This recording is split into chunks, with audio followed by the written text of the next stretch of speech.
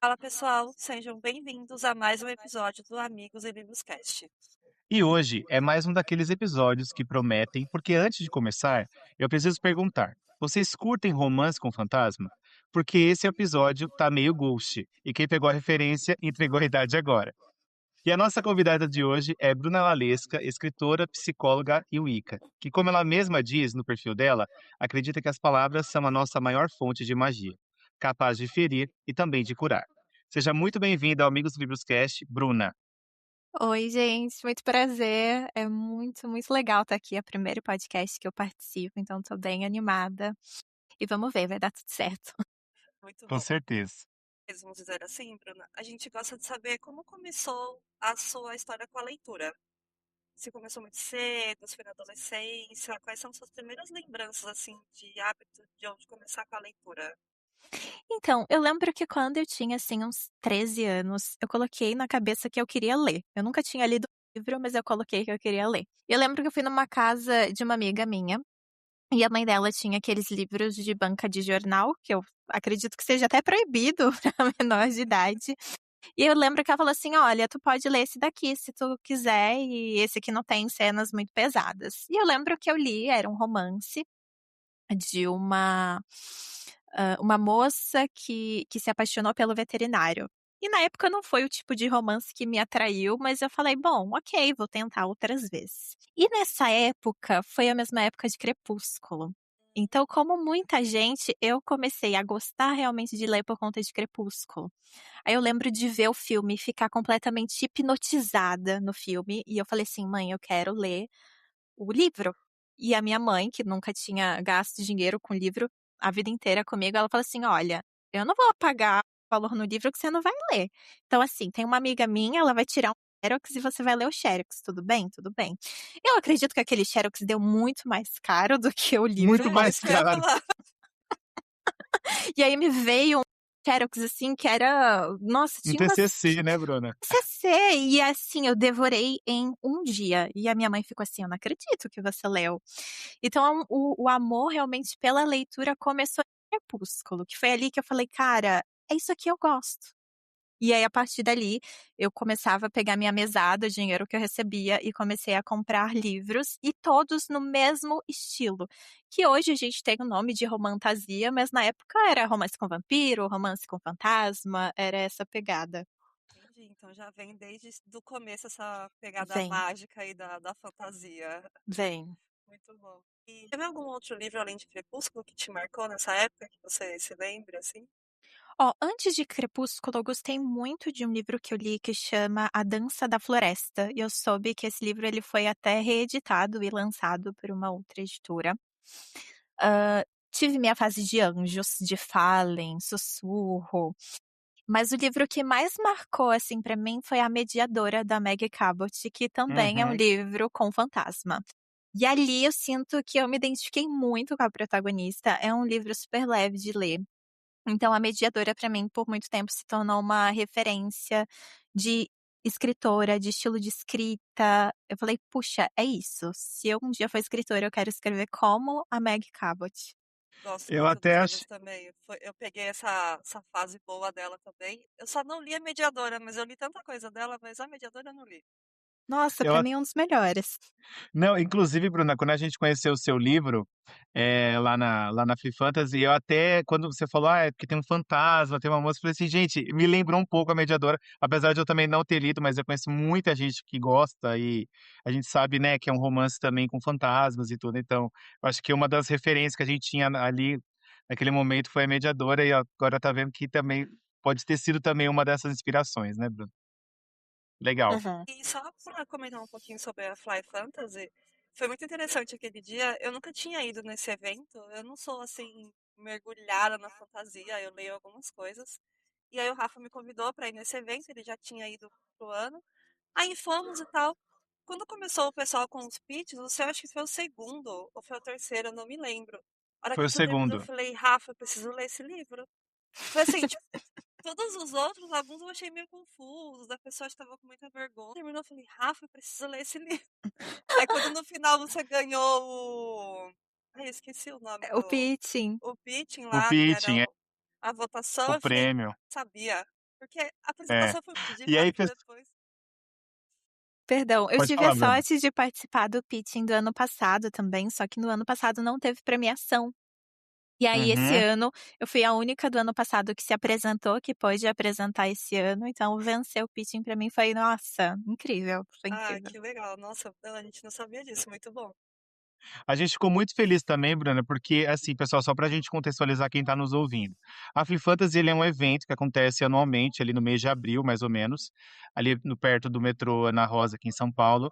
E é um evento que ele valoriza muito o gênero fantasia e principalmente os autores independentes, né, Bruna? A Bruna que participou também ano passado pôde sentir isso, que eles têm um espaço bem legal, eles dão esse espaço dentro da própria programação do evento, essa apresentação dos autores nacionais, de mostrarem os seus livros. Tem uma feira também ali no evento onde eles podem levar os livros para vender e tal.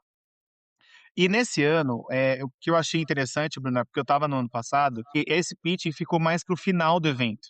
Então, muita gente acabou indo embora. Então, acredito que eles tenham feito essa versão agora do concurso e colocar o pitching nesse intervalo entre um painel e outro do evento, para Espalhado, que né, ao vocês. longo do evento. Exato, para que as pessoas, para que eles também fossem lá falar os livros deles e tivessem pessoas para ver, porque no ano passado foi o último painel, se eu não me engano, o pitch. Então, eu acredito que não tenha tido tanta audiência, digamos. Eu acho que agora, dessa vez, eles aprenderam do ano passado e agora, entre um painel e outro, os autores iam lá, iam falar dos seus livros, né, das suas obras, e dessa vez, no primeiro intervalo que teve, a Bruna foi uma das pessoas que foi apresentar, foi a segunda pessoa que foi apresentar.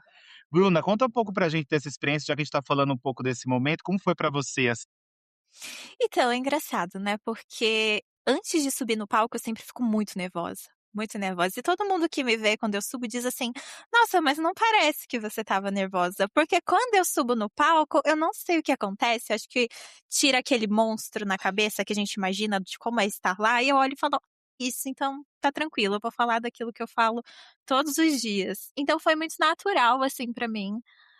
É claro que a gente pensa nos pontos positivos da história para levar pro pitching, mas é uma experiência incrível.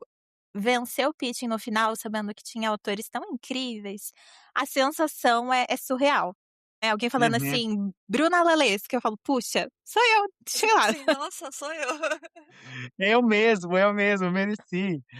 E assim, Bruna, como é que tá esse desenrolar? Porque qual foi o prêmio mesmo do Pi? Eu ganhei 100 livros impressos de Um Amor de Bruxa.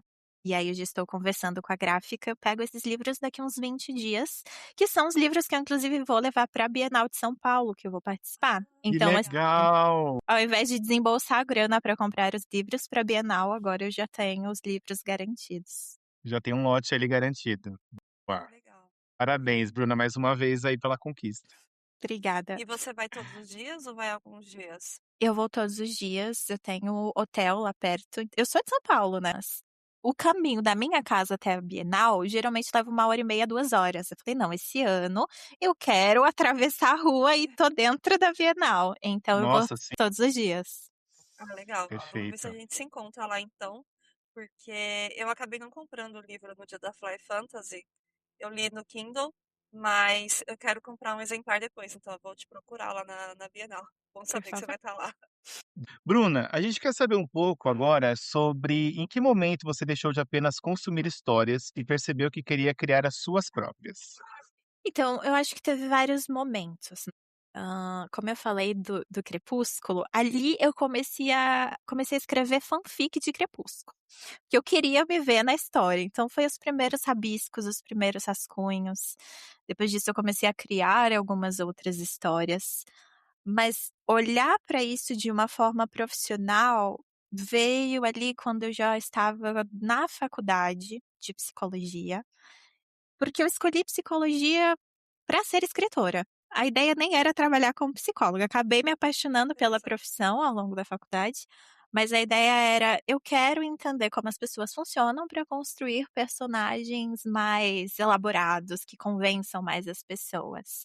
E ali eu percebi que a escrita ela tinha um potencial muito, muito maior, inclusive para mim, né, tanto terapeuticamente. Eu comecei a criar a minha identidade enquanto escritora e falar: "É isso que eu quero". pronto, vou começar a me apresentar assim para as pessoas, eu sou escritora, eu faço psicologia e é isso. Então, estar nesse universo e ser tocar a possibilidade de tocar as pessoas da forma como eu era tocada pelos livros, me parecia o caminho ideal, assim. Falei: "Eu quero que as pessoas que eu possa promover esse sentimento, assim como, por exemplo, Meg Cabot me promoveu". Perfeita, ótimo. E é interessante, né, Bruna, como, a gente teve uma autora independente aqui na semana passada, que é a Bianca Leopoldo, e ela falou justamente desse processo da assim, da escrita como um processo de cura também, como, ela precisa dessa ferramenta que é a escrita para ela poder, sabe, às vezes sair de uma situação ou ela superar coisas através da escrita. Então isso é muito interessante, porque você falou isso, me lembrou muito a Bianca na semana passada, que também ela passou por processos parecidos, então isso é muito legal. E você lembra qual foi a primeira história que você escreveu? Foi essa fanfic ou foi alguma outra coisa?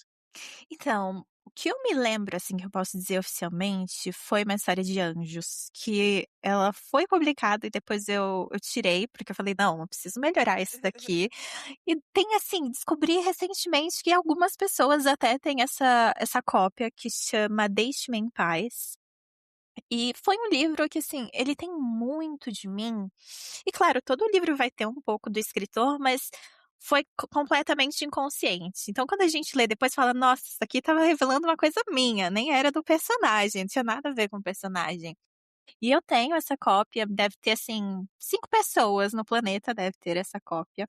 Eu pretendo um dia talvez voltar nesse livro, porque eu acho que ele tem uma premissa bacana, mas por enquanto não é um livro publicável, né, porque enquanto autora independente, a gente precisa terceirizar todo o processo, edição, crítico, revisão, e foi um livro que não passou por nada disso, então é um livro que está, assim, de uma forma bem amadora.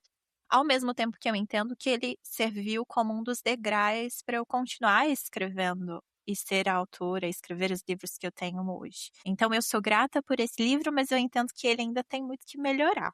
Certo, eu acho que todo autor tem esse lado, né, Bruna? Você escreve, você fala: "Gente, eu não quero mais ver isso por enquanto, depois quem sabe eu volte".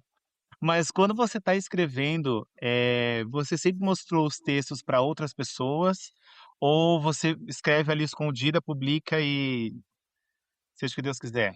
Então, hoje eu escrevo e mando primeiramente para minha melhor amiga, que é jornalista, revisora e crítica. Eu falo assim: "Amanda, você precisa me dizer se isso aqui pode ser publicado". Aí ela: "Não, amiga, tô adorando, é isso, é incrível", e às vezes ela vai fazendo alguns ajustes. Então foi uma parceria muito bacana da sua melhor amiga, que também é apaixonada pelos mesmos estilos que livro que você é. E ter um olhar que: "Olha, amiga, eu te amo, mas às vezes isso aqui não tá bom", né, isso é muito importante. Você quer a verdade? Exato. Antigamente isso não tinha, né, então o primeiro livro, não, publiquei, dei pra minha amiga, ela falou: "Hum, legal, mas não sei, tem umas coisinhas aqui". Mas hoje não, hoje passa até a publicação, meu livro ele passa por uns 4 ou 5 profissionais. Então, primeiro Legal. passa pela Amanda, ela já faz uma limpa no texto, ela fala: "Ó, tem que arrumar isso, isso, isso", depois passa por outro revisor, depois tem o crítico, depois tem a leitura sensível para vir a publicação. Mas hoje eu não me arrisco a publicar um livro sem passar pelo menos por 4 profissionais. Boa. E assim, esse processo, Bruna, tem, fora a sua amiga que te ajudou muito nesse início, tem alguma outra pessoa que te incentivou bastante a escrever? Olá, passando rapidinho para te lembrar. Se você está ouvindo pelo Spotify ou pelo YouTube, curte esse episódio e siga o Amigos Livros Cast. Isso ajuda muito no crescimento do nosso podcast. Agora sim, bora voltar pro papo. Eu não sei se assim, claro, na época da escola, quando eu comecei, eu mandei um texto pra professora, e eu fiquei muito chateada, ela falou: "Não, mas tá legal, continua", mas o texto veio todo corrigido, eu falei: "Nossa, eu sou péssima". Mas é ali que a gente percebe que às vezes a escola não dá o respaldo que a gente precisa pra escrever um livro. Então é ali que eu percebi vários erros de português, que os meus colegas não tinham noção que eles também tinham esses erros. Então ali eu falei: "Cara, eu preciso estudar mais". Agora, o primeiro revisor que realmente leu o meu livro e falou: "Gostei disso, mas você tem que melhorar isso", foi o Vilto Reis, que ele trabalha com literatura há muito tempo, eu conheci ele na época do YouTube. E eu falei: "Eu vou investir, vou pagar, porque eu quero que esse cara", que era um cara, assim, Vilto Reis incrível, principalmente naquela época, o nome dele estava muito bem falado. Eu falei assim: "Eu quero que esse cara leia meu livro e seja sincero, porque ele não me conhece, ele vai falar: 'Ó, tá uma porcaria ou tá muito bom'". E ali ele foi o primeiro profissional realmente desconhecido que leu, e eu me senti muito motivada, porque foi alguém que viu na minha escrita um grande potencial e me falou sobre isso. Então acabou que se tornou hoje um grande amigo, mas ele teve uma peça, uma chave aqui nessa trajetória. Muito bom. E você fica mais segura também, porque acredito que quando você faz as coisas por conta, né, Bruno, você fala assim: "Ah, será que eu estou no caminho certo?". Agora tem esse processo de leitura sensível, que é uma etapa muito importante também, acredito que para autopublicação, e para qualquer tipo de livro, na verdade, hoje em dia, e você fica com aquela coisa: "Será que eu estou fazendo será que eu fiz assim e tal?". E agora, se você tem agentes literários, né, se você vai para uma forma mais tradicional, ainda é até um pouco mais pessoal, digamos. Mas que legal que você agora, né, tem essa pessoa também ali que te ajuda nesse momento, né, que é tão crucial, assim, para antes de publicar, acredito. Uhum. É, depois que eu publiquei O Amor de Bruxa, e ele, assim, foi um dos livros que mais vendeu até hoje, eu conheci muitas pessoas no meio literário. E hoje eu participo, inclusive, de um grupo junto com outros autores, então é interessante você ter um grupo, ainda que não necessariamente eles leiam os meus livros, mas falar assim: "Não, vamos junto", né. Então, assim, se hoje eu vou participar da Bienal do Livro, que é um evento caríssimo para participar, é porque tem outros autores juntos, que a gente se uniu para conseguir. Então acabei conhecendo muitos editores. Hoje o Vilto Reis, inclusive, é um editor, é o editor da Flive, junto com outras pessoas que eu acabei conhecendo nesse meio, e que abrem portas. Recentemente eu participei de um evento que foi a Flipossos, que foi uma viagem com tudo pago. E assim, quando que eu Que ia me legal. imaginar como uma autora sendo convidada para participar de uma roda de conversa, com tudo pago, com hotel pago. Eu falei: "Puxa, aqui eu percebo que tem pessoas que acreditam realmente no meu trabalho", e isso com certeza é um grande motivador. Com certeza. E a Flive, ela é uma editora que só publica autores nacionais. Hã. E também esse é um posicionamento muito interessante da Flive. É uma editora que inclusive a gente pode até trazer em algum momento aqui o Lucas, que é o Lucas, né, Bruna, É Lucas. que é o dono ali da editora. Eu já conheci o Lucas uma vez ali na Bienal do ano passado, no Rio de Janeiro, e ele é uma pessoa super ativa nas redes sociais, ele tem uma voz muito ativa em relação à mercadológica mesmo dos livros, né, então eventos, custo do livro, custo que é repassado, as leis de incentivo. Ele é uma pessoa, assim, que ele bota o dedo na ferida muitas vezes e eu acho esse posicionamento dele bem interessante, é uma pessoa que se der pra gente trazer, Bruna, a gente vai trazer aqui no podcast, que eu acho que ia render bastante também. E Legal, aí, Bruna, antes a interessante. gente é muito legal, assim, ele tem uma voz bem ativa em relação a tudo isso. E aí, Bruna, antes de a gente entrar no bloco 2, eu queria só que você falasse um pouco, desse uma sinopse do que é O Amor de Bruxa. O Amor de Bruxa é uma romantasia que conta a história da Lisa. A Lisa é uma taróloga que acabou de sair de um relacionamento que ela sofreu várias violências, e ela conseguiu romper com esse ciclo.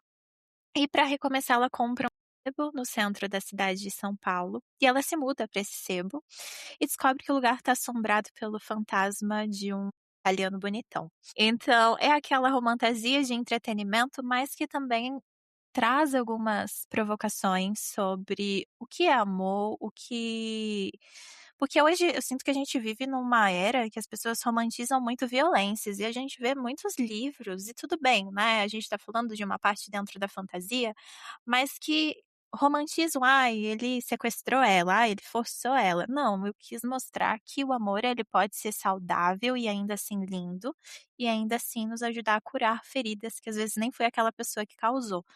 Então, O Amor de Bruxa é um livro sobre novos começos, e é aquele romance aconchegante que eu falo que ele tem cara de romance de sessão da tarde, uma versão meio Gasparzinho adulto, né, como seria se o Gasparzinho se apaixonasse realmente, a gente tivesse esse livro. Então, O Amor de Bruxa é essa história. É, para mim é perfeita a descrição.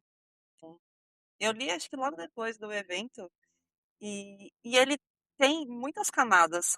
Eu achei interessante que você começa a leitura, você fala, interessante, o Sebo no centro de São Paulo, a Lisa é taróloga, tem um negocinho místico ali, de repente o fantasma de um italiano bonitão e tal, mas de repente acontecem algumas coisas que, tipo, te puxam para histórias, coisas sérias, que não foram romantizadas, tem os traumas que a Lisa passa mais jovem, e de fato tudo vai sendo explicado ao longo da história, ela vai sendo acolhida dentro do romance que está nascendo ali ao longo da história.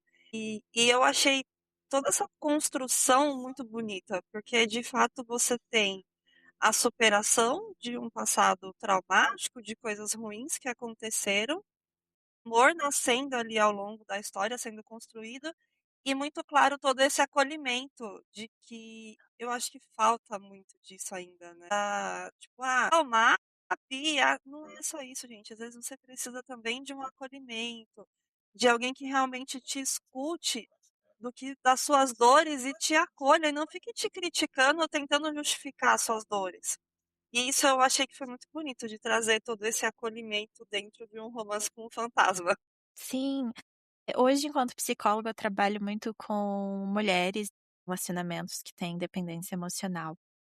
E é engraçado porque na época que eu escrevi Um Amor de Bruxa, eu estava em um relacionamento extremamente tóxico em que eu era dependente emocional. E até terminar o livro, eu consegui terminar o relacionamento. Então, pra mim, O Amor de Bruxa foi um livro de cura. E eu lembro que logo no começo, quando eu decidi que eu ia colocar uma personagem que ela rompeu com um ciclo de violência, eu lembro que eu escrevi isso e eu falei: "Nossa, eu queria ter a força da Lisa pra conseguir romper com um relacionamento que não faz bem". E ali, 30 dias depois, eu tinha terminado e tinha colocado ele pra fora da minha casa, né, depois de anos tentando e, né, sofri N traições, e aí você consegue romper com um ciclo de violência. E as pessoas ficam: "Nossa, mas você é psicóloga, não sei o quê. Como que você não fez isso antes?" E eu quis trazer justamente esse olhar pra dentro de Um Amor de Bruxa, no sentido de que a pessoa quando ela sai com muitos traumas, muitas culpas, e o Mateu, ele é o fantasma que ele ouviu e acolheu sem em nenhum momento falar: "Mas por que que você fez isso?" Não, ele falou: "Olha, você fez o que você pôde e eu admiro muito a mulher que você é por conta de tudo isso". Então é um abraço que eu sinto que muitas mulheres precisam. A gente precisa disso, né, depois de sair de um relacionamento, assim, não de dedos apontados, mas de abraços, de: "Olha, tô com você, olha, eu sei o que é isso, você vai conseguir passar por isso". E O Amor de Bruxa pra mim foi esse livro realmente de cura, que me permitiu encontrar uma versão da Lisa dentro de mim. Mas isso a gente vai descobrindo depois com a terapia. Mas eu lembro que eu falei isso pra minha psicóloga e ela falou assim: "Mas Bruna, a Lisa sempre estava aí, só que você precisou escrever sobre ela pra você encontrar ela dentro de você". E eu sinto que as pessoas também podem encontrar essa força da Lisa quando elas experimentam a leitura de Um Amor de Bruxa. Sim, é curioso que eu acabei não colocando no roteiro, mas depois que eu terminei de montar tudo e eu fui dar uma lida no seu perfil e tudo pra, né, desenhar aqui o processo, aí tem lá a informação de que é o Wicca, aí tem mais umas outras informações, aí eu falei assim: "Quanto será que tem dela na Lisa? O quanto da Lisa é dela?" Uhum. Porque, acho que faz parte do processo criativo também. Acho que Sim. você comentou, teve uma outra autora que comentou também, que sempre um pouquinho de vocês vai nos personagens. Sim, e não só na protagonista, né, me vejo também muitas vezes até no próprio Mateu, porque a história do Mateu de ser dono de uma pizzaria, trabalhar numa pizzaria, eu cresci dentro de uma pizzaria, então era o universo que eu conhecia. Eu sei como fazer pizza, eu entendo do como que funciona um forno, então eu me vejo também, não só na Lisa, mas em cada personagem da história ele vai carregar um traço do escritor, não tem como a gente separar. É claro que eu não sou a Lisa, mas ela vai carregar algumas experiências e sabedorias minhas também. Sim. E como surgiu a história do livro? Você começou com a personagem ou primeiro com a ideia de um romance com fantasma e tudo foi acontecendo? Como foi? Cara, é uma história, assim, muito longa e com muitas camadas, porque eu lembro que, assim, eu nem queria escrever Um Amor de Bruxa. Todas as coisas que eu sempre criei na minha vida, eu criei porque eu queria dar de presente pra alguma pessoa.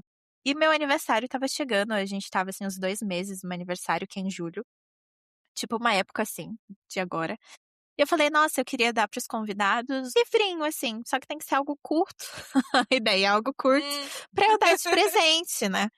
E aí eu lembro que eu pedi pra construírem a capa, uma ideia, eu falei assim, na hora que eu olhei pra um esboço, que é bem diferente da capa de hoje, mas eu falei assim: isso aqui vai ficar um livro grande". Enfim, e ali eu comecei a escrever e coloquei tudo de mim, e eu falei: "Não, isso aqui não é um livrinho pra dar de presente, isso aqui é um livro pra ser publicado", mas a princípio ele começou com isso. E sobre o fantasma, é engraçado porque essa casa que eu moro, quando eu me mudei pra cá, ela era assombrada. Então quando eu conto isso para as pessoas ficam: "O quê?" Eu Como digo: "Não, assim? como assim?" E aí eu conto, cara, quando eu me mudei pra cá, eu me mudei sozinha. Eu tinha inclusive dado uma pausa no relacionamento com essa pessoa, que eu vinha terminar mais adiante. E eu acordava à noite com alguns barulhos na casa, e eu falava: "Cara, tem ladrão aqui", que é inclusive uma cena que tem um Amor de Bruxa, que a Lisa ela quer que seja um ladrão, mas que não seja Sim. uma assombração. E aí eu cheguei na cozinha e, assim, os armários todos abertos, não tem como eu deixar o armário aberto, né, então, assim, as portas todas abertas, aí você entra em choque. Fala assim: "Meu Deus, tem um fantasma aqui". E aí eu fiz realmente tudo que a Lisa fez, oração não era, infelizmente, olhando bonitão, mas eu acho que essa experiência foi uma das coisas que acabou motivando a escrita de O Amor de Bruxa, não que eu escrevi pensando: "Ah, eu passei por isso, eu vou escrever isso". Não, foi uma coisa muito natural, depois que eu fui me dar conta. É verdade, minha casa ela tinha um fantasma, ela era assombrada. Interessante. E eu morei sozinha por um tempo também, quando saí da casa da família, fui morar sozinha. A gente fica meio louca, né? Qualquer barulhinho parece que fala, meu Deus, não cheguei a ficar com essa sensação de assombração nem nada. Eu lembro que no começo, assim, os primeiros meses, qualquer barulhinho era um ataque cardíaco, um desespero. E era em apartamento, a primeira quarta-feira à noite, assim, que teve jogo de futebol, porque eu morava em casa. Então você ouve barulho na rua, mas eu acho que é menos do que é aqui em apartamento. E eu lembro que uma quarta-feira eu trabalhando até tarde, assim, no computador, de repente uma gritaria, um negócio, meu Deus! E aí da janela eu não conseguia ver a rua, eu não sabia o que estava acontecendo e tal, uma gritaria, uma gritaria. Aí de repente eu entendi o que era um dos gritos, eu falei, ah, é futebol. Mas até eu entender que era futebol, gente, eu fiquei desesperada com a gritaria dos vizinhos, assim, sem entender o que estava acontecendo. E às vezes a gente para e fala: "Meu Deus, que é isso?". Só a geladeira. É, então, aí você fala: "Que esse barulho? Oh, meu Deus". Mas é uma experiência muito interessante morar sozinho. Mas voltando ao livro, eu lembrei de uma cena, você falando da cozinha com os armários todos abertos. Eu vou dar um spoilerzinho só, porque eu achei divertidíssimo. Tem uma das cenas que ela tá lá na cozinha cozinhando e tal, e fervendo água pra fazer um macarrão. Aí sabe aquela clássica, Rafa, quebrar o macarrão no meio pra ela. Sei. Macarrão, ele brota do lado dela assim e dá um gritão com ela. Como assim ela tava quebrando o macarrão? Porque é o fim do mundo pra Nossa, o italiano maior você ultraje, quebrar. né? É, então. E aí ele brota bem na hora, assim, dá um gritão, ela quase infarta. Eu achei hilário, porque é o que a gente vê de cultura italiana, né? A galera horrorizada que o brasileiro quebra o macarrão no meio pra jogar dentro d'água. Mas eu achei muito bom. Eu lembrei disso agora. Mas voltando ao livro, você acha que, por conta aí dessa questão da mistura da personagem com a sua vida e o que você estava vivendo enquanto escrevia, tiveram trechos que foi muito emocionalmente difíceis de escrever? Ou você foi construindo as camadas ali e depois você foi entendendo, ou se entendendo tudo isso? Então, eu falo que tiveram 2 versões de Amor de Bruxa, né. Na primeira versão, tem um capítulo que ele não existe, eu adicionei esse capítulo depois, que é o capítulo que mostra inclusive o que aconteceu com a Lisa no passado dela. Porque na primeira versão o pessoal falou: "Nossa, é incrível, mas eu queria muito saber mais sobre o que aconteceu com a Lisa no passado". E eu lembro que adicionar esse capítulo foi muito difícil, porque eu precisei entrar numa cena extremamente delicada, que é a cena que vai retratar um abuso, né, ela sofreu um sequestro ali, e eu precisava mostrar por que que ela tinha tanto medo de fantasma, né, e quem que era essa pessoa que perseguia a Lisa. Escrever essa cena foi dificílimo, dificílimo. E toda a cena que o ex dela aparece também era extremamente difícil de escrever. Mas eu sinto que, ao mesmo tempo que eram cenas muito difíceis, foram cenas que também curaram coisas em mim que precisavam ser colocadas no papel e transformadas, né, porque esse é o poder que o escritor tem, ele vai trazer uma dor, mas ele tem o potencial de conseguir curar aquilo, de dar um outro fechamento. Então eu sinto que o Amor de Bruxa ele foi um fechamento de um ciclo para mim que me possibilitou experimentar essa cura. E quando a fantasia tem esse poder, né, de quando a gente experimenta isso na fantasia, é quase como se nosso inconsciente entendesse: "Não, então tem uma outra possibilidade, tem uma outra resposta, bom saber". Então é realmente apresentar uma nova solução para às vezes o nossa mente fica tentando encontrar caminhos, saídas e não encontra. Interessante. Eu imagino que seja algo que você vá derramando ali em palavras, em escrita e vai sintetizando tudo isso e organizando de alguma forma e você depois volta e respira, não sei.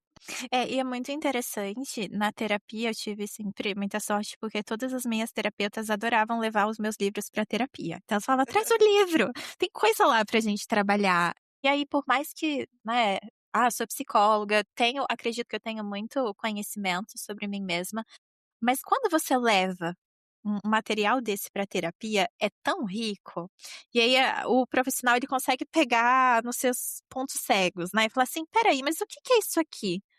Só uma frase. Não, essa frase não é só uma frase, é uma frase que você escreveu. Então dá para esmiuçar muitas coisas a partir de um texto que nós criamos. Hoje, além de psicóloga, eu sou arteterapeuta.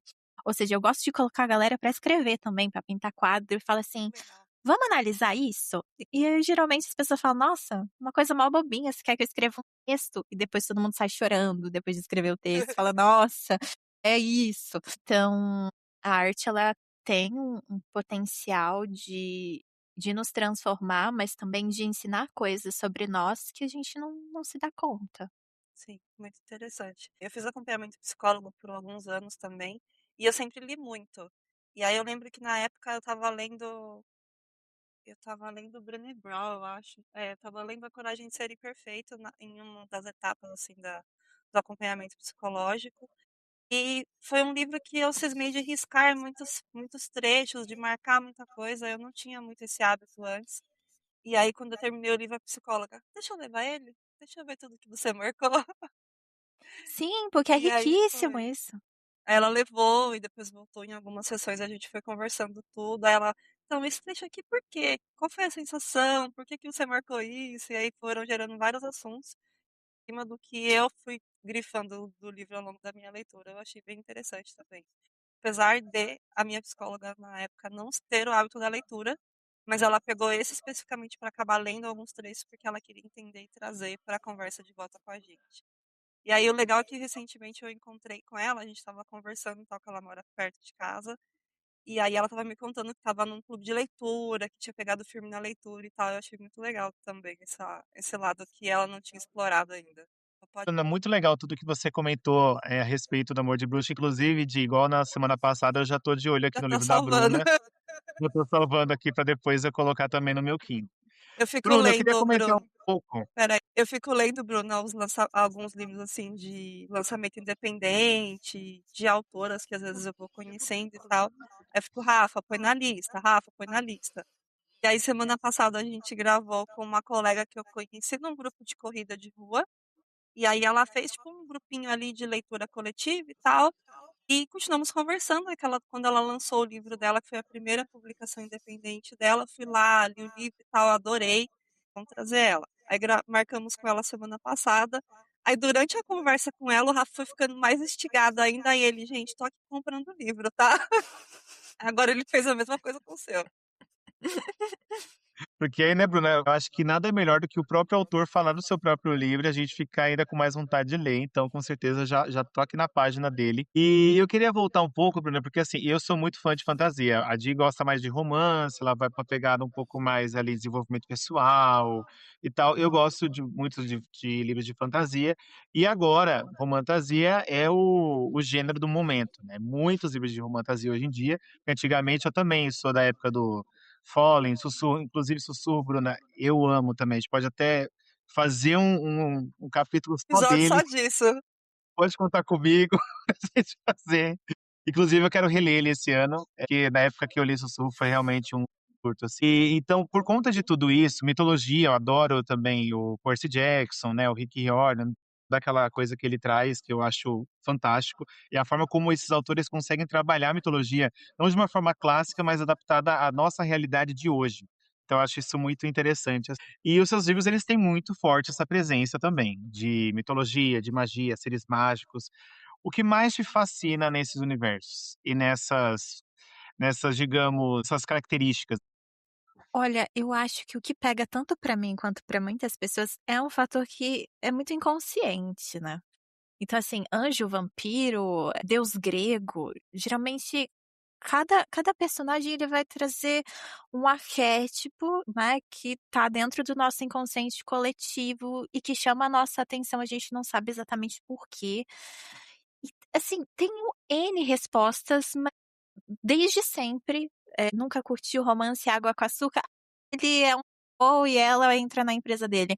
Não quero. Se ele for um CEO vampiro, ótimo, vou ler. Se ele tiver um superpoder, Senão não quero. não quero. Não, mas o que que ele faz? Ele é super rico, só? Mas ele não tem um poder mental, ele não pode ler a mente dela? Não, falei: "Ah, não, eu quero uma coisa além", né. Não Eu não sei, quero talvez Vila Olímpia, né, Bruna? Eu quero outra coisa. não quero, isso daí eu tenho, né, meu chefe CEO lá tá lá, não me interessa, eu quero o anjo. Então acho que existe nessas figuras um ponto de uma coisa diferente, não existe, que talvez aguce um pouco a nossa curiosidade. Eu penso que é um fator muito mais inconsciente do que algo que eu posso falar: "Não, eu gosto de anjo porque", não, é uma magia que tem em torno dessas figuras que ao mesmo tempo elas são proibidas, né. É o O anjo é o desconhecido. desconhecido, é o proibido, é o mágico, o que que será que tem ali? E eu penso que todos esses personagens, né, de N mitologias diferentes, eles têm o poder de quase que olhar para o outro de uma forma muito mais profunda, então eles percebem detalhes que geralmente o CEO ou o melhor amigo da protagonista não vai, né, não, ele consegue ver a alma dela, ele quer Literalmente, né? Tipo, devorar então, ele quer devorá-la, mas por amor ele não faz isso. Então esse controle de impulsos, inclusive, eu sinto que é uma coisa que mexe muito com o nosso imaginário, né, então ele tem o poder pra bater nela, mas ele escolhe, protegê-la. Olha que incrível, olha como ele é poderoso. Então acho que tem algo nessas figuras mitológicas que estão dentro do imaginário coletivo que despertam a nossa curiosidade. Talvez por isso que hoje a romantasia esteja tão em alta, porque é interessante a gente imaginar como seria viver um romance com fantasma. Claro que tem muitas outras camadas, às vezes a pessoa que curte ali e tem um hiperfoco em fantasma, será que ela tem alguma questão de luto por detrás? Não tem como saber, mas eu sinto que tem as suas seus detalhes dentro de cada criatura mágica. E hoje fada também tá muito em alta, né, fadas, Os féricos. féricos, nossa, sim. Trono de Vidro, Acotar, enfim, toda essa galera. É de fato um gênero. Inclusive, Bruna, isso que você falou sobre essas figuras mitológicas, né? Como a mulher é representada nessas histórias e como esses personagens que seriam monstros, digamos assim, né? Porque não são personagens reais ali, são seres mágicos e tudo. É como a forma como eles enxergam a mulher de uma forma diferente. Isso não, gente, não sou eu que estou falando, isso foi inclusive parte de uma fala que a gente teve lá na Play Fantasy. Não sei se você chegou a participar, Bruna, de um painel sobre como é que chama? Monster Romance, que É, é romances romance com monstros, monstruosos. romances monstruosos, né? É. E que falava justamente sobre isso. Eles trouxeram algumas autoras que tinham nas suas histórias um casal que era formado por uma mulher e uma mulher humana e um monstro, né? Sei lá, um lobisomem, um vampiro, alguma coisa assim. E a forma como eles enxergavam toda essa construção era muito diferente socialmente do que a gente tem assim na realidade do que de fato eles enxergam a mulher. Então isso era muito interessante a forma como elas falaram sobre esse tema assim. Inclusive é um tema que eu acho bem interessante porque eu nunca li nada de monster romance ou romances monstruosos, mas eu acredito que o que as pessoas consideram grotesco muitas vezes criticam Quem critica é porque nunca, talvez, de fato, tenha lido ou tenha tido a oportunidade de ler alguma coisa, mas isso que a Bruna falou faz muito sentido, bate muito com o que as meninas falaram também. É dessa questão de eles enxergarem a mulher de uma forma muito diferente do que Sim. ou, por exemplo, enxergaria a mulher ali numa história mais comum, assim. Mas é claro que tu leu um Monster Romance. A Bela e a Fera é um Monster Eu ia Romance. É, falar isso. falaram isso, é Como verdade. não, Rafa? Você é fãzíssimo de Disney? Verdade, sim. Então temos aí um exemplo, né, de Monster Romance.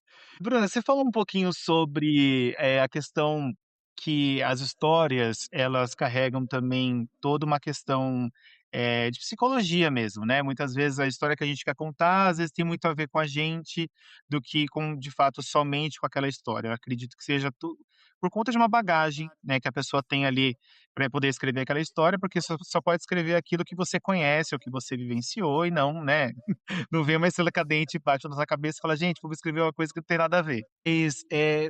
O quanto que a psicologia ela influencia na sua forma de criar personagens, conflitos e enredos? Muito. Sim, é muito difícil separar as coisas que eu vejo daquilo que eu decido escrever. E hoje eu vivo principalmente da clínica, né, então eu tenho muitos pacientes com histórias diferentes e às vezes tem sempre algum tema que surge ali na sessão que eu falo: "Eu posso escrever sobre isso e ajudar as pessoas a se curarem".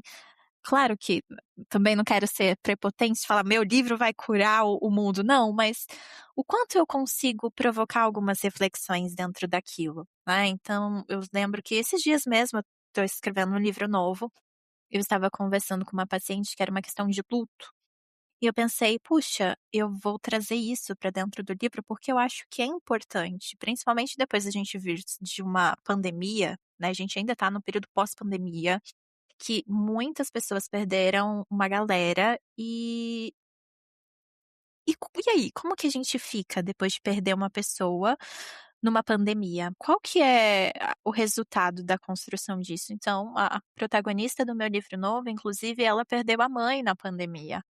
E é uma dor inspirada em alguns relatos que eu escuto dentro da clínica.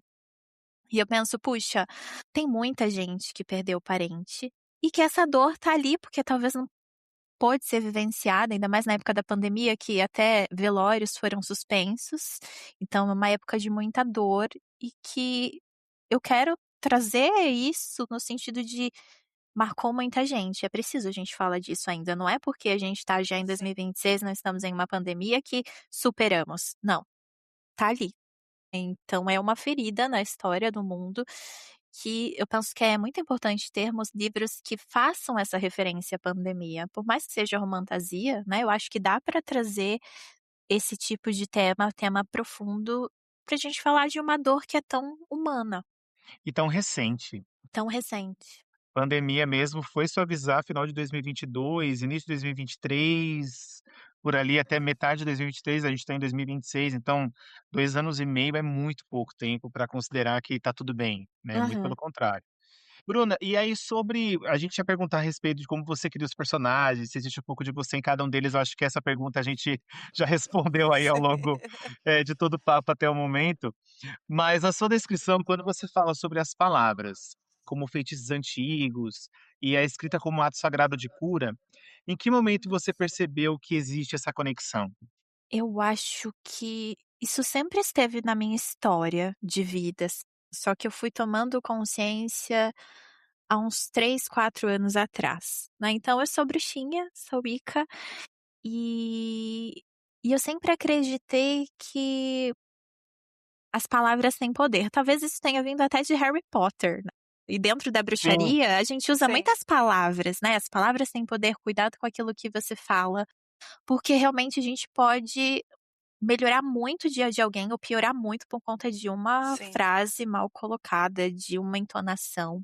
Levar isso pra escrita, e ainda mais o tipo de livro que eu escrevo, o tipo de pessoa que curte ler as minhas histórias, geralmente é um público mais jovem, né, então eu preciso tomar muito cuidado com isso. E eu penso que aqui a gente tem uma virada de chave que pode realmente auxiliar as pessoas a acreditar mais nelas mesmas, talvez. acreditar que é possível, a fantasia ela tem esse poder de mostrar que é possível. Eu acho que até na minha adolescência, entrar em contato com outras realidades por meio dos livros me mostrou que era possível, por exemplo, resolver um problema que na época eu achava que era um grande problema. Falei: "Nossa, não, então é legal que tem outras realidades". E eu venho de um lar hoje muito saudável, graças a Deus, mas na época era uma família extremamente disfuncional, meus pais tinham muitos problemas, e a leitura ela surgiu como uma fuga ali. Então, sem os livros, eu realmente não sei se eu estaria conversando aqui com vocês hoje.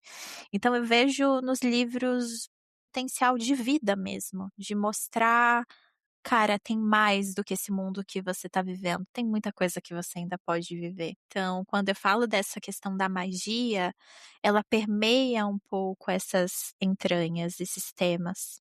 É impressionante mesmo, Bruna. Isso a gente já falou alguns momentos aqui, do podcast, em alguns episódios, que o livro ele é um refúgio, muitas vezes para nós, ainda mais, assim, a gente que já lê há bastante tempo, quantas vezes você lê um livro que às vezes aquela história, às vezes está passando por um trecho, você fala: "Gente, parece que a pessoa está escrevendo para mim, porque eu estou Uhum. passando por um momento parecido", enfim, então, obviamente que o livro ele tem diversas funções, mas nesse momento, assim, eu acho que uma visão mais reflexiva e obviamente, se você estiver sensível a perceber isso, realmente faz muita diferença, e essa experiência às vezes é muito mais potencializada por conta disso. Então, Sim. muito legal. E é interessante. Antigamente perdão. Pode falar. Não, que antigamente, antes da escrita, a gente tinha os contadores de histórias, né, e a gente não pode Uhum. esquecer do quanto a gente aprende em rodas de fogueira, às vezes com a vozinha contando uma história, e isso também é transformador, não só as histórias que estão nos livros, mas aquelas que às vezes ultrapassa gerações, né, aquela história que a gente guarda de um parente, "Nossa, essa história que minha avó contava", isso é vida, né, na nossa história. Às vezes uma pessoa que nem tá mais aqui, mas uma coisa que ela falava, alguém lá na frente na geração fala aquilo porque foi se passando. Não tem Sim, magia, maior que isso. sim. E é interessante que conforme a gente vai amadurecendo, parece que a gente fica mais sensível a perceber algumas coisas. Eu tenho muito claro pra mim que eu sempre li muito pra fuga. Eu leio desde os 6 anos, mais ou menos, 6, 7 anos, e eu tenho muito claro que eu sempre li muito pra fuga. Na adolescência, para o começo da fase adulta, recebi muitas críticas da minha mãe, por exemplo, que você só lê porcaria, que você só lê, sabe assim, críticas ruins ao que eu estava lendo. E Quem nunca? só que as coisas dentro de casa não estavam fáceis e você quer uma fuga. Então eu sempre li muito pra fuga e eu tenho essa percepção de que hoje algumas coisas que eu lia naquela época, depois que eu fui entender por que que eu gostava tanto. Que às vezes naquele momento você nem entende, mas você de alguma forma tá ali, aquele livro tá te amparando de alguma forma e você nem percebe. E a maior parte das vezes era uma romantasia, alguma fantasia, ou só um romance, enfim, eu sempre fui muito do romance. Fantasia eu acompanhei por pouco tempo. Ou eu até brinquei com o Rafa outro dia, eu falei: "Ai gente, essas fantasias todas depois que aumentou esse negócio de mão de fada, férico e não sei o quê, e livros gigantescos e séries intermináveis, ai não quero". Aí eu parei de ler. E não, e ainda faltou faca na capa, também tem Aí as bastante hoje em facas dia. nas capas. Aí eu falei: "Ai, gente, eu desisti", entendeu? Eu confesso que na época até o começo ali do primeiro ou segundo livro de Acotar eu li, só que aí depois os livros foram ficando maiores ainda, aí uns negócio, e aí eu já estava em outra fase profissional e tal, eu acabei nessa época mais ou menos transitando um pouquinho por outros gêneros, e um pouco para o autodesenvolvimento também, e acabei ficando muito mais só nos romances. Mas eu sinto que, sabe, que a maturidade vai te trazendo também de entender todo essa papel do livro e da leitura na nossa vida. E também as histórias dentro de casa, como você comentou, né? Eu já perdi o meu avô há alguns anos, mas a gente repete algumas frases dele até hoje. E muita coisa do que a minha avó repete, que a gente repete depois de adulta, que a gente vai entender de fato o peso daquilo. E fala, não é só uma repetição daquela história, daquela fala. Se a escrita ela já te ajuda você a atravessar momentos difíceis, você já tinha comentado ali a respeito, né, que foi a questão da separação, né, com o seu antigo parceiro, enfim, Uhum. o livro te ajudou ali passar por esse processo. Se acredita que os livros podem realmente transformar as pessoas, eu acho que até agora tá muito claro, né, pra gente aqui. E Sim. Bruna, você fala muito bem. Bruna, eu acho que E aquela voz gostosa, levinha, entendeu? muito bom. Entendeu? A pessoa já tá pronta. E aí a mensagem, o sentimento, né, você comentou a respeito ali na sua última resposta, foi que as pessoas, elas podem sim encontrar uma saída para uma situação, né, o livro O Amor de Bruxa, uma das mensagens principais seria exatamente isso. Ou tem alguma outra mensagem, Bruna, que você queira que as pessoas elas tenham, assim, depois que elas terminarem de ler O Amor de Bruxa, elas tenham também essa percepção?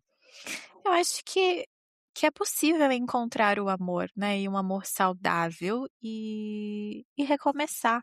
A gente às vezes sai de um relacionamento com aquela crença de: "Nunca mais eu vou amar de novo, nunca mais vou", né, e puxa, existem pessoas tão bacanas, não vamos achar que só porque um relacionamento não deu certo, todas as pessoas do planeta são ruins e nada vai dar certo, não. Às vezes a gente só precisa de tempo pra se curar. Então acho que essa é uma das mensagens também de Amor de Bruxa. E se curando, você tem outro olhar para o mundo e para as pessoas.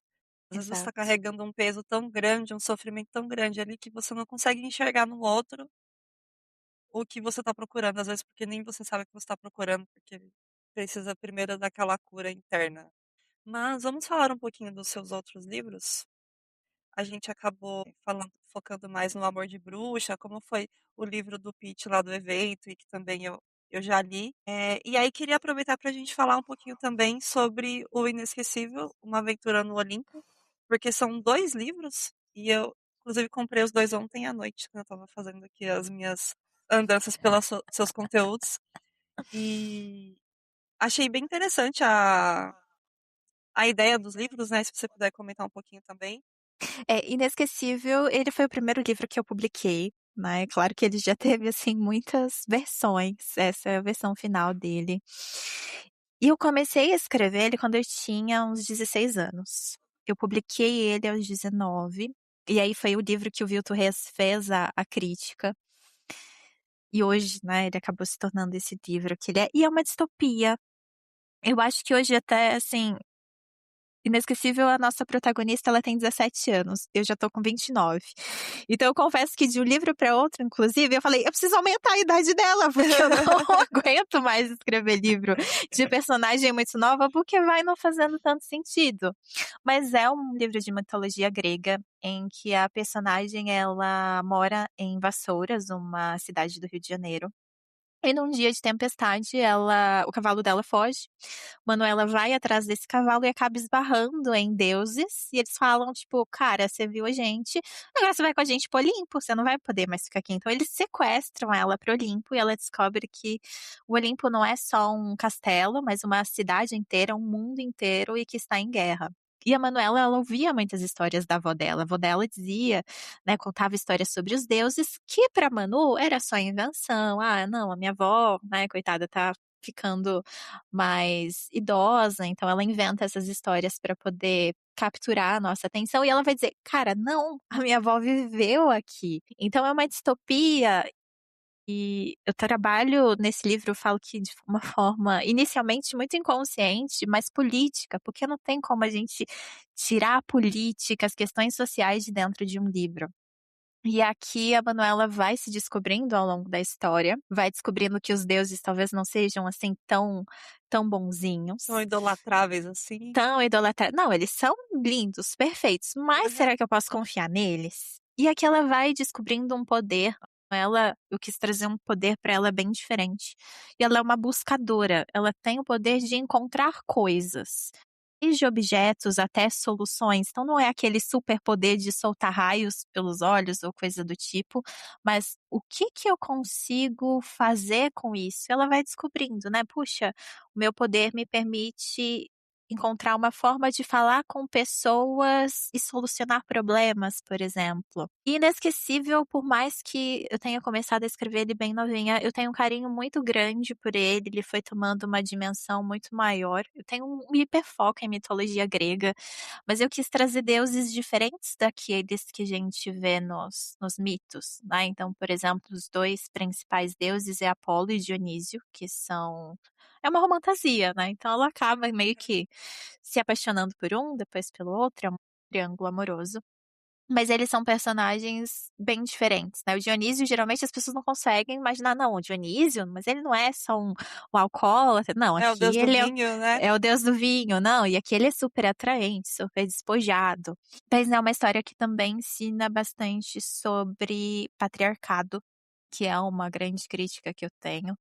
E eu vou desenvolvendo isso ao longo das histórias. Ao todo, as pessoas acham que é trilogia. Pobre coitadas. Não, são 5 livros. Mas São 5 livros e nós temos os 2 primeiros. O segundo é um calhamaço, eu né, ia as pesso falar isso. O segundo é o segundo e o terceiro já, porque tem 900 páginas. tem muitas páginas e ele foi um livro muito difícil de escrever. Eu acho que ao longo de todos os livros que eu já escrevi, Inesquecível ele o 2, o Avernal, ele foi o mais difícil de escrever, assim. E eu passei pela perda da minha avó durante a escrita do segundo, e a Manu perdeu a avó dela também na mesma época, então, puxa, aquilo foi de novo trabalhar a cura dentro da arte. E você já tem todos escritos? Ou você tem a ideia e tá Eu escrevendo ainda? tenho todo o roteiro de todos os outros livros. Se não for 5, serão 4. Ainda não decidi se eu realmente vou prolongar a história, mas no mínimo são 4 livros e eu tenho só os 2 primeiros escritos. E a galera já me pede uma continuação. Porque quem lê, Inesquecível ele não tem assim um poder de venda tão grande quanto Amor de Bruxa, mas quem lê vira fã. Tá, então é muito engraçado, porque as Ah, pessoas legal. ficam ali no meu Instagram. E aí, eu quero saber o que vai acontecer. Eu faço até às vezes uma comparação com outras histórias que eu leio, porque também sou uma leitora, e ele tem muito plot. Eu vou me elogiar que ele tem muito plot, é um atrás do outro, você acha que você sabe alguma coisa da história, de repente aparece outra coisa, e as pessoas falam realmente muito disso. E eu pretendo talvez lançar o terceiro ano que vem, mas assim, fica muito nas promessas, porque tá todo mundo me pedindo livro, e aí eu tenho que falar: "Gente, preciso balancear o que vai vender também, né, a gente vive disso". Então assim, É, o que vai vender? tem toda essa questão também, né? Mas você É, me convenceu, eu vou ler o primeiro. Se de fato se for tudo isso mesmo, eu encaro o segundo de 900 páginas. eu confesso que ele tem uma grande polêmica, que para algumas pessoas talvez não funcione bem. Então quando uma pessoa fala assim: "Ah, eu sou muito religioso", eu falo assim: "Mas você vai ler mitologia grega sendo muito religioso? Não é bom não. Não, passa para outro". É porque ele faz uma conexão tanto com a mitologia grega, quanto com o cristianismo. Porque eu falei: "Eu quero tentar unir essa parada Aham. e vou unir".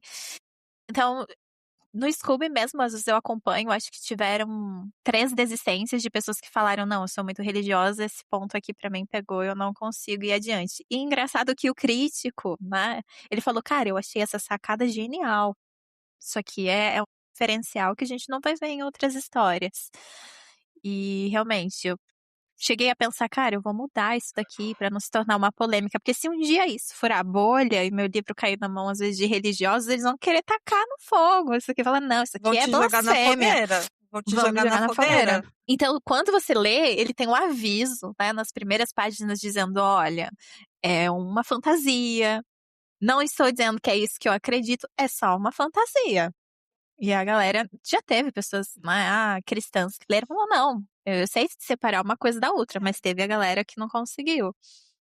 Não, e também, Bruno, não faz muito sentido. Se a pessoa ela é cristã, tudo bem, vai ler uma fantasia cristã então, não uma fantasia, porque Ah, fantasia, gente. né, obviamente, o autor ele tem total liberdade para escrever o que ele quiser. A mesma coisa, por exemplo, da Bússola de Ouro, né, o Philip Pullman, ele é um Sim, teísta declarado isso, tem para críticas quem leu pesadíssimas. tem críticas pesadíssimas e, assim, quem leu a Luneta Ambar, que eu Ela acho que é o último livro, é o mais gente, crítico de todos. tem uma coisa que acontece simbólica, obviamente, mas algo que acontece no livro que, assim, se a pessoa for muito religiosa, a pessoa fala: "Gente, isso aqui é uma heresia", entendeu? Mas Uhum. pra gente que enxerga o livro como uma fantasia, uma história, né, uma criatividade ali do autor, né, então cabe cada um interpretar, ainda mais no momento que a gente está vivendo hoje, Bruna, de tanta polarização e tanta coisas, assim, que você fala: "Gente, deixa quieto, Menos. né, melhor". É Menos. tipo, entre ter paz e ter razão, qual que você prefere? Sim. E, Bruna, como foi publicar o primeiro livro? Como foi tirar do papel essa primeira publicação e falar assim, agora eu sou escritora, publiquei? Como foi isso? É uma sensação incrível, mas é claro que naquela época quem comprou meu livro? Amigos, familiares, então lembro que o lançamento, você vê a foto, assim, não tinha um estranho, né, então era a família, era os amigos, era professores e foi muito legal isso. Mas ok, publicamos, incrível. Passa uma semana, você fala: "Tá, publiquei, e agora? O que que eu vou fazer? Eu fiz o lançamento, o que que vem depois?". E aí começa, inclusive, o trabalho do escritor de aprender a como divulgar o livro dele, né, entra o marketing aí. Você fala: Sim, "Tá, e aí?". E quando eu publiquei naquela época, o meu livro ele não foi automaticamente para o Kindle, ele foi publicado no físico. Eu publiquei foi em 2019? Não, 2019 foi a versão nova, publiquei um pouco antes disso. E aí você fica: é, no, na legal". Amazon aparece que é só 2023 a publicação. Ah, não, mas eu tô no Kindle. É, então. Mas é que ele teve atualizações, né. Então, às vezes, eu Entendi. precisei tirar, porque eu não sabia que dava pra editar e coloquei de novo. A sensação é incrível, mas depois você fica assustado, porque você fala: "Tá, como que eu vou ganhar dinheiro com isso?". Porque a gente sonha, né, fala: "Não, vou escrever um livro, vai virar um best-seller". Aí você fala: "Não, espera aí, mas tem que vender, as pessoas não sabem quem eu sou".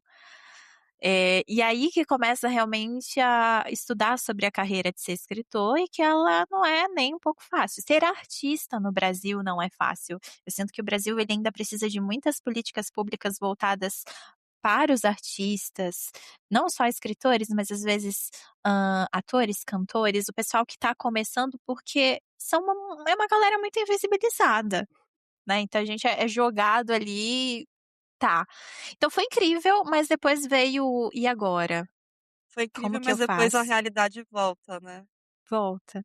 Aí você fala: "Vou escrever outro livro? Mas espera aí, eu mal ganhei o dinheiro para pagar tudo que eu fiz nesse livro, e aí?". E eu continuei seguindo minha vida, né, na época eu trabalhava até em shopping, e eu escrevia no tempo livre, né, entre faculdade, trabalho, momentos dentro do ônibus. E cara, foi uma trajetória bem longa, tanto que hoje eu não vivo só da escrita, eu vivo também do meu trabalho enquanto psicóloga. Então são passos de fadinhas, né. Eu falo: "Um dia eu vou ser a Bruna Lalesca que não, ela é só uma escritora, né, ela não precisa de outras fontes de renda", mas sempre fica o escritor ele não é só escritor, ele também é marqueteiro, ele precisa vender, ele precisa ser vendedor. E foi uma coisa que eu fui aprendendo depois de lançar o livro, até então eu era escritora, agora eu também sou vendedora. E muitas das vezes comunicador também, porque ele precisa participar de eventos, de painéis, e tá ali se autopromovendo de alguma forma e tendo opinião sobre o mercado como um todo e participando dele Uhum. ativamente. É aquela ideia que a gente tinha do escritor que não dá as caras, isso não existe Trancado no mais. quarto. Acabou, se você não fala, não coloca a sua cara ao mundo, as pessoas não vão saber quem você é e não vão comprar o seu livro. Pode ter uma exceção ou outra, mas assim, quem tá começando, as pessoas não vão comprar o seu livro se elas não te conhecem, se você não fizer uma boa propaganda, um bom pitch do seu trabalho. É, Sim. e como diz a nossa amiga Frine, né, Diri, escrita é por amor, publicar é negócio. Sinto nos informar, mas é assim que funciona o jogo, né, Bruna? Totalmente. E hoje eu penso muito também naquilo que vai vender. Por mais que, tem histórias que eu gostaria muito de escrever, tá, mas história vai levar tempo. Por mais que tenha muita gente que use IA, gente, eu não escrevo com IA, né, pra mim não faz sentido, se eu tô falando de um processo até da minha própria cura, usar a inteligência pra escrever não faz o menor sentido. Então eu levo tempo. Eu queria ser escritora que publica 1, 2 livros, né, a cada 1, 2 meses, mas escrevo um livro por ano. Então assim, eu preciso decidir o que que vai onde eu vou pôr a minha energia aqui, o que que Sim. também vai vender. Então é um processo de pensar também do que o mercado gosta. É Sim. porque tem muito as ondas que o que tá na moda. o que as grandes bolhas estão consumindo. Eu imagino que isso, de alguma forma, acaba permeando o que vocês vão fazer, porque, de novo, no fim das contas, é um negócio. Você é gostoso, imagino, escrever o que você está sentindo ali, tudo que vem, mas tá, mas isso aqui vai para frente? Ou isso aqui é só porque eu tô curtindo e pode ser em um outro momento? E também eu acho que tem muito aquela questão do tipo, no começo ninguém sabe quem é você. E aí você precisa se fazer conhecida e de fato mostrar que o seu trabalho, que a sua escrita é muito boa. Depois que você virou conhecida, é aquela piadinha, né? Lista de mercado dela eu tô comprando. Mas até Exato. chegar nesse momento, existe todo o processo. E aí toda essa preocupação com o que o mercado tá atento, tá consumindo. E aí eu imagino que deve dar uma ansiedadezinha, tá? Mas e agora? O que eu consigo fazer com o que as pessoas estão consumindo? Não, dá uma ansiedade, mas hoje eu até diria que eu estou muito mais segura do que, obviamente, quando eu iniciei, porque eu penso assim, cara, Amor de Bruxa, Inesquecível, eu vendi bastante deles, principalmente no físico, mais físico, assim, do Que você fez que impressão particular. isso. E aí eu vou em feiras, participei já da Bienal do ano 2 Retrasado. anos atrás, né, isso, no ano retrasado. E eu penso assim: "Puxa, essa galera que leu, comprou e tá me acompanhando, provavelmente vai comprar um outro livro meu". Então é um público que, se eu souber trabalhar, já é venda garantida dos próximos livros. E Então, eles assim, vão fazer o boca a boca também. exato, exato. Então tem uma certa segurança e é algo que eu tento investir, tanto que hoje quem compra meus livros, seja não na Amazon, porque não tem como ter esse controle do Kindle, mas assim, no meu site ou na Shopee, eu consigo ficar com o contato dessa pessoa. Quando eu vou lançar o novo livro, eu disparo um e-mail. Uhum. Vem um Você já tem um faço lead. exato, tem um lead. Boa. Ô Bruna, só uma dúvida que eu fiquei, o seu livro Amor de Bruxa, ele é publicado pela Flive? Não, Não, não, é outra não, coisa. não, são todos independentes. Tá bom. É que a gente falou da Flive no começo, eu só fiquei com essa dúvida se ele era publicado pela Flive também, enfim. Não, por acaso eu conheço todo mundo da Flive, porque a gente se encontra, então Sim, o Vilto é o grande amigo que hoje é editor, a Mari também, inclusive a Mari, ela é editora da Flive, foi quem me convidou para o evento da sim. Flipostos, mas eu não publico com eles. Perfeito, entendi. Ô Bruno, eu só fiquei com uma dúvida de que não tá aqui no roteiro, mas a gente estava falando sobre a questão de como é desafiante, principalmente no Brasil, essa autopublicação, esse reconhecimento do público frente às novas histórias, os autores nacionais. O que a gente percebe, Bruno, esse é um tema um pouco recorrente aqui no podcast, mas é interessante a gente ter várias visões sobre esse assunto, que é a valorização do autor nacional. O que eu percebo de uns anos para cá é que as pessoas estão comprando mais, essa coisa, assim, de o autor nacional publicar o seu livro, as pessoas darem apoio e divulgarem seus perfis, tal. Acredito que isso vem muito de um fenômeno que a gente vem acompanhando aí nos anos para cá, de Carla Madeira, de Socorro Racioli, Ainda Estou Aqui, que o Brasil está na moda, toda aquela coisa do Oscar. E uma coisa que eu percebo, até autores que estão começando agora, lançaram o livro no ano passado, foi o caso do Raul Damasceno, né, com O Rio que Me Corta por Dentro, foi um livro que a gente também leu e gostou bastante. E eu e a Di, pelo fato de a gente ter agora o podcast, a gente tem buscado mais também autores nacionais, histórias que se passam no Brasil. De alguma forma a gente consegue se enxergar mais nessas histórias, porque elas se passam em lugares que a gente conhece e tudo mais. Para você, Bruna, você sente que também essa mudança ela está sendo para melhor, ou você acha que tem muita coisa ainda para melhorar? É uma mudança para melhor, mas ainda tem muita coisa para melhorar. Eu entendo que a gente tem hoje, por exemplo, Instagrams literários que falam muito sobre os livros estrangeiros e quando é livro nacional são as famosas publis, né, então o autor Uhum. nacional ele paga para ter o seu livro falado. Eu entendo que muita gente vive disso, mas ao mesmo tempo eu acho que não impede você gostar de um livro nacional. "Cara, eu vou postar sobre esse livro, o autor tem que me pagar para eu falar de um livro que eu gosto", sendo que a gente fala de tantos livros estrangeiros. E de fato tem um grande crescimento no mercado editorial hoje brasileiro. né, eu vou dizer assim, nos últimos 5 até 10 anos, a gente teve um grande crescimento. E precisamos disso, porque estamos muito acostumados a ler, fantasias, que vão trazer, muitos exemplos do estrangeiro.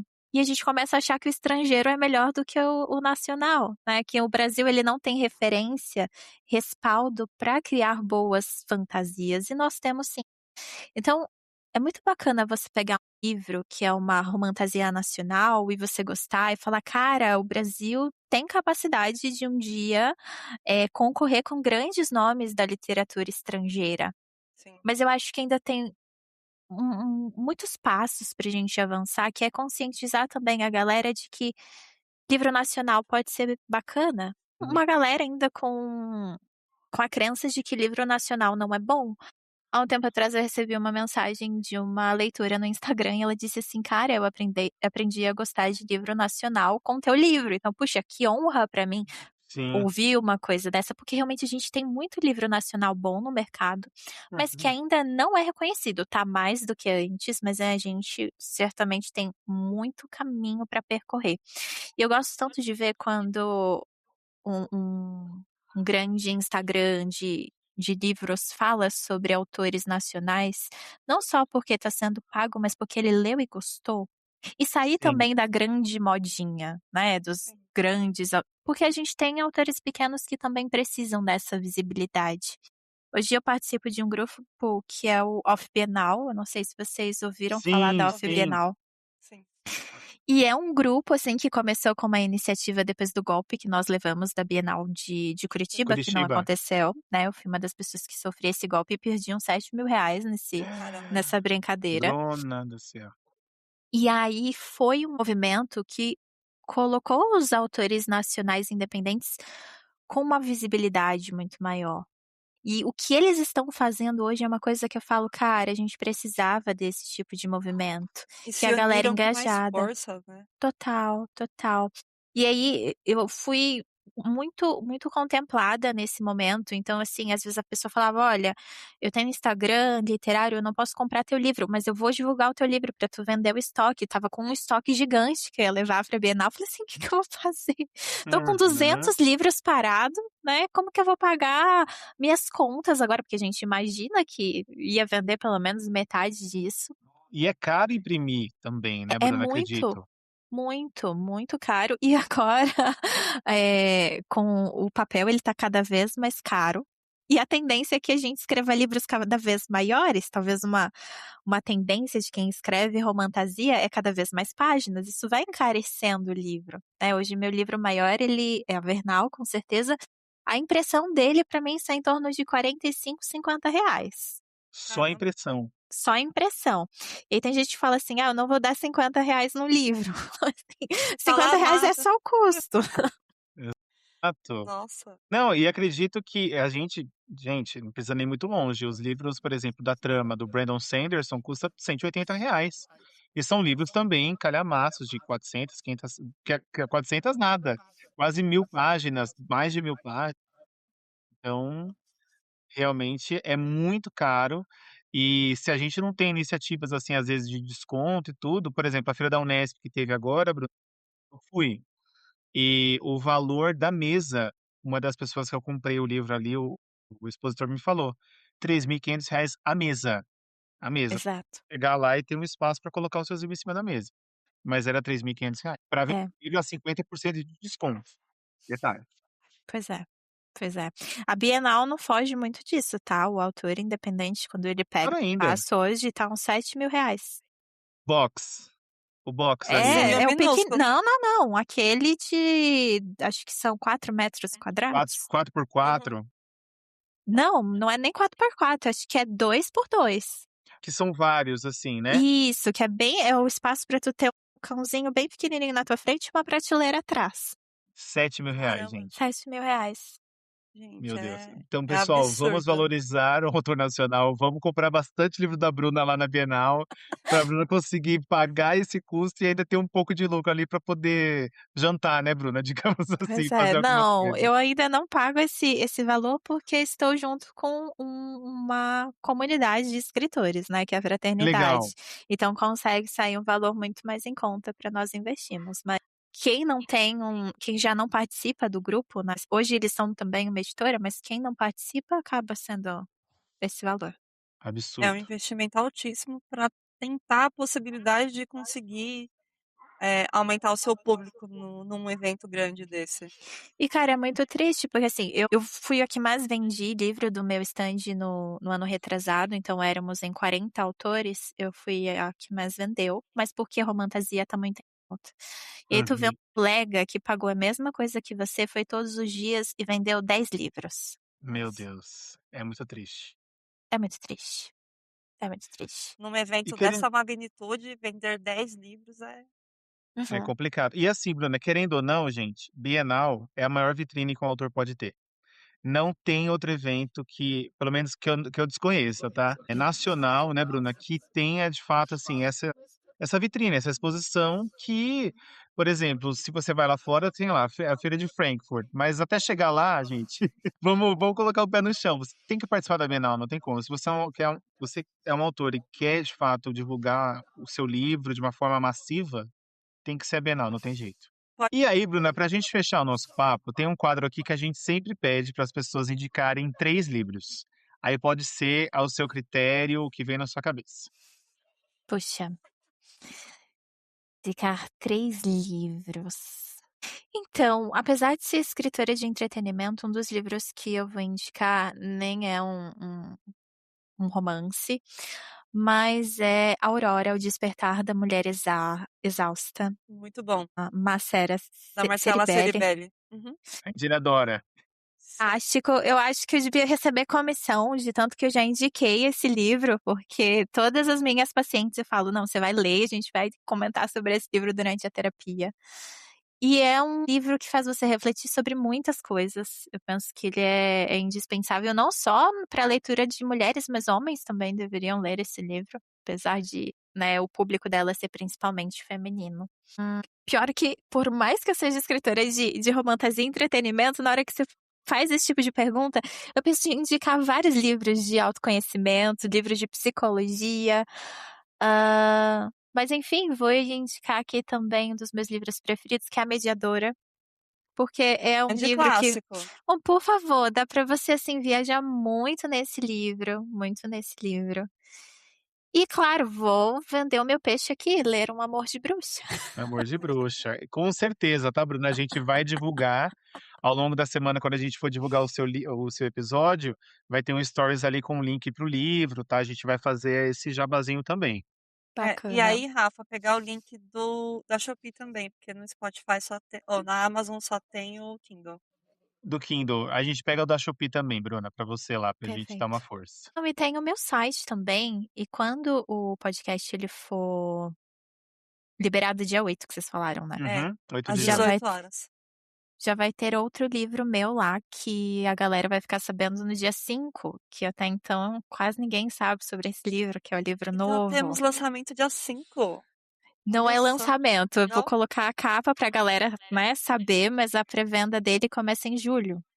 Perfeito. Então já tem um Né? esquenta aí no site da Bruna dia 5. Já vai ter um quenta, já tô escolhendo os parceiros, né? Serão 22 parceiros, cada um representando um arcano do tarô. Que legal. É um livro de tarô que chama. Eu vou falar aqui porque quando for postado a Já galera já vai foi, saber. já tá lá. Isso. É O Louco do Tarô e é uma romantasia em que minha protagonista se apaixona por um personagem que é um arcano. Então, eu realmente nunca vi nenhum livro que trabalhe o tarô como personagem vivo. E é um livro que ele, sim, tem muito de mim. Ele tem muito de política também. Então, é um livro que ele vai falar sobre uma protagonista forte, uma protagonista que bate de frente e que vai parar no ano de 1939. Ela é de 2025. Então imagina, se a gente jogar uma feminista em 1939, Meu Deus. o caos que isso não vai se tornar. E ele deveria matá-la, né? O louco do tarô, que é um personagem muito diferente. Ele deveria matá-la pra romper com uma maldição, mas obviamente, né, pra ter uma história, e ele não vai fazer isso. Teremos esse livro começando a ser divulgado por lá também. Você vai começar a divulgar agora e vai vir estrear em julho? Isso, isso. Agora no dia 5 de junho eu vou colocar a capa, né? Vai ter a revelação da capa, do título, da sinopse. E os arcanos vão começar a ler esse livro antes e conversar com a galera sobre o que eles estão achando para Ai, depois a galera comprar. legal. Muito interessante, Muito bom. gente. Então, vem aí mais um lançamento da Bruna, O Louco do Tarô. O louco do tarô.